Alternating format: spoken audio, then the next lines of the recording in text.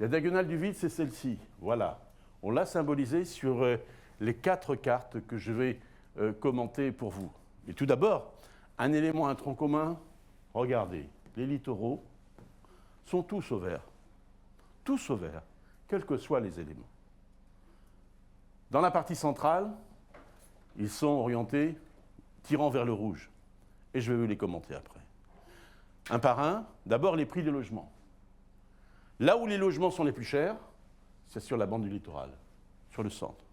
Là où est concentrée l'activité. Là où on va aussi, du littoral, on va vivre quand on n'est plus en activité. On est un papy-boomer qui s'installe sur un territoire, on est forte demande de logement et on vient s'intéresser sur d'autres territoires que celui où on a travaillé. Quand on est comme ça, et là on voit les prix les plus hauts ici, et là les prix les plus faibles.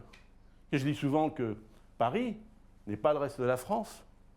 Des prix à moins de 1 000 €, il y en a en France. Il y a des maisons à 130 000 € qui se vendent dans des départements qui sont délaissés, qu'on a ignorés, ou qu'on n'identifie plus. Mais des prix qui sont faibles aussi, qui sont l'expression aussi de la dynamique économique. La dynamique économique et les besoins en logement, on la mesure à l'évolution du nombre de ménages.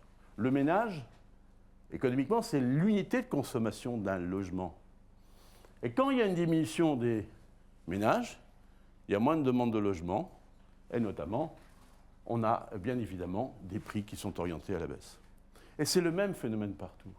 Les prix des logements aussi sont plus forts ici, et c'est normal, parce que bien évidemment, c'est là aussi qu'il y a aussi une forte demande touristique, comme le littoral, sur la montagne, sur les stations de ski, qui sont porteuses dans ce domaine.